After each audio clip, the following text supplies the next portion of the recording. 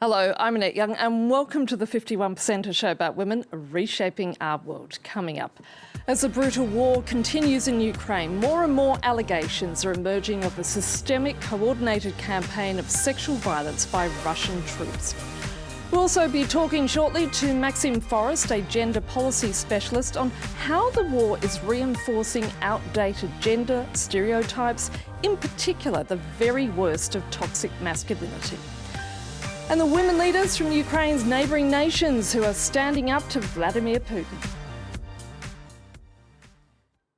But first in the world has been shocked at the growing number of testimonies emerging from Ukraine regarding numerous rapes of women and girls being carried out by Russian troops. The Ukrainian government is insisting these cases be included in the UN Commission of Inquiry set up to investigate possible war crimes in the country. Ellen Gainsford has more. This woman was interviewed by British journalists after the withdrawal of Russian troops from her village, 70 kilometres from Kyiv. She prefers to stay anonymous to tell her story. She was raped by a Chechen fighter. Her husband was killed whilst trying to save her. A soldier made me their prisoner. He told me, undress or I will kill you.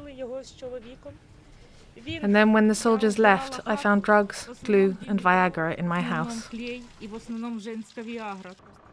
There are similar accounts in eastern Ukraine, from women fleeing the areas that have been occupied by Russian soldiers. This woman from Kherson was attacked in her home. They came in the door behind me. I didn't have time to take my telephone. They just pushed the bed and crushed me in silence with their machine gun and undressed me.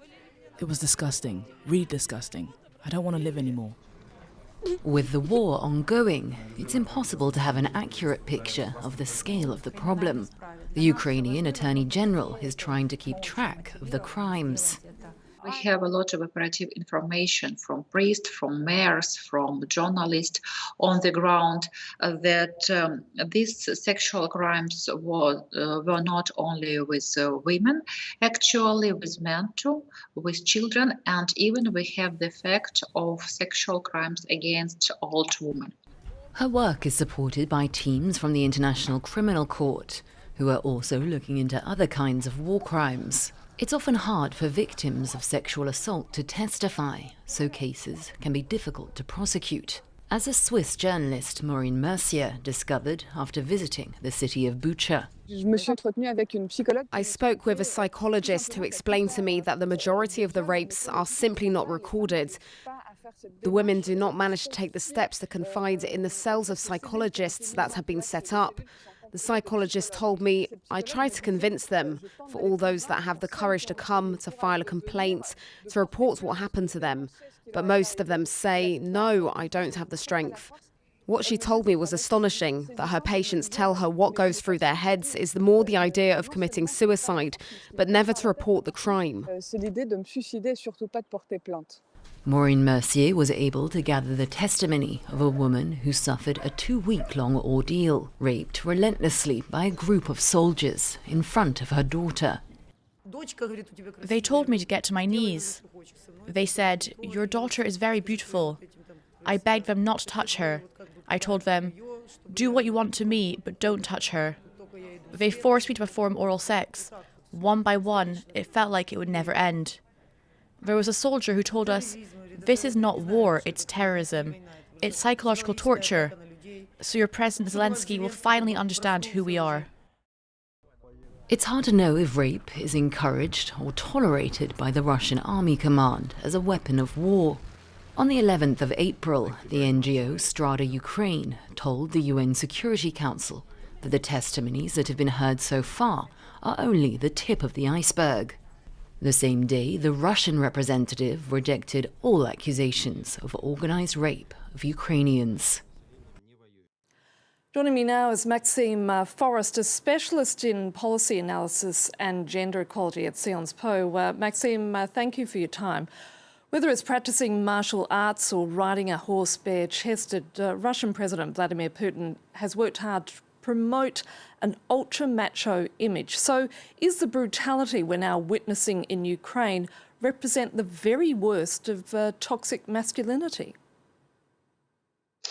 Now, Vladimir Putin is definitely not the first and probably, unfortunately, not the last leader to brand himself through this pattern of toxic masculinity. What is maybe exceptional in his case, and in the case of this conflict, is that his notion of masculinity and how he connects it to politics is very much embedded in an ideological framework. And that's perhaps what makes a connection with what we are seeing on the ground right now in Ukraine. And even the language he uses, Maxime, verges on being completely misogynist, where he goes as far as saying whether Ukraine likes it or not, they're going to have to take what's coming to it. Absolutely, and he used in Russian a female tense to speak about Ukraine as a nation, but in this case also to talk about the Ukrainian president Vladimir Zelensky.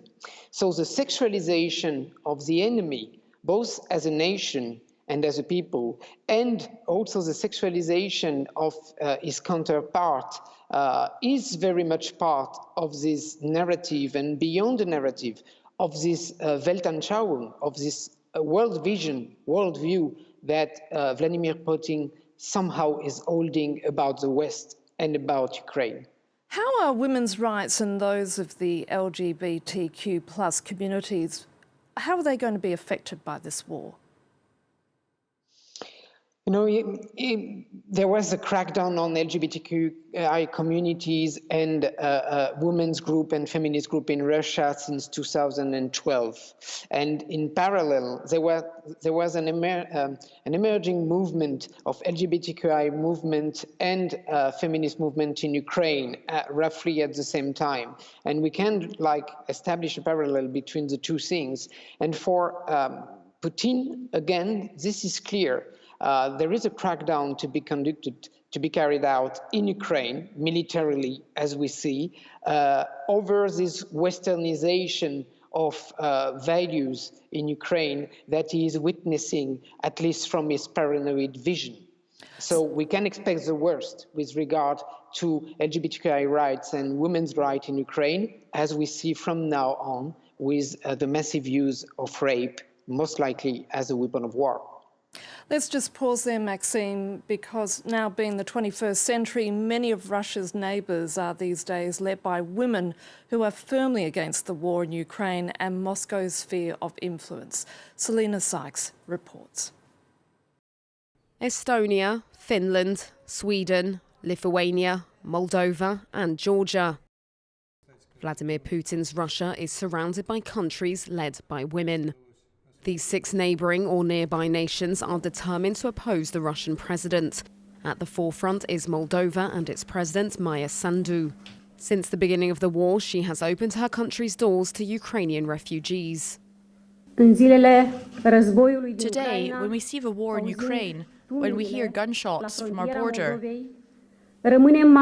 we are responsible and offer our help and support to our neighbours who are fleeing war.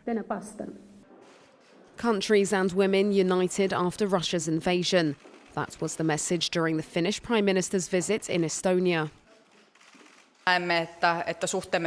We see that our relationship with Russia has irreversibly changed after the invasion of Ukraine. The security situation in Europe has drastically changed. A fundamental debate awaits us in Finland. A debate about joining NATO and, for some, the European Union. Moldova and Georgia formally applied for EU membership days after Russia's invasion of Ukraine. A technical step for now, but one that is very symbolic, as concern increases over their security. In reality, the goal is not to avoid a threat, as the Kremlin says all too often. The goal is to put these former Soviet states, which I hope will be future European states, to put them back under Russia's influence. That is historically the imperial ambition of the Kremlin. But this will not be achieved. 6 countries and 6 women united and adamantly against Vladimir Putin's regime. And with me is Maxime Forest, a specialist in policy analysis and gender equality at Sciences Po. Maxime, given the report that we've just seen, do those women represent a new style of leadership? What I would not say is that they do represent some sort of a feminine style or something like that. What they do represent somehow is real strength towards Vladimir Putin. And they express also, especially for leaders from the Baltics or for a leader from Finland, a true experience of bullying by Russian authorities over years and over history. And they know that what it takes to surrender to bullying, what it implies in the long term. That's why they hold like firm position towards Russia, and they exert a true leadership within the European Union. And at the same time, what they demonstrate is that true leadership has very little to do with any form of toxic masculinity. That is actually the very opposite of it. Maxime, it's been great speaking to you. Thank you again. And thank you for the invitation. And that's all for now, but you can get in touch and keep up with the 51% on Facebook, Instagram or Twitter, and you can catch our previous programs on the France 24 website. So until our next show, bye for now.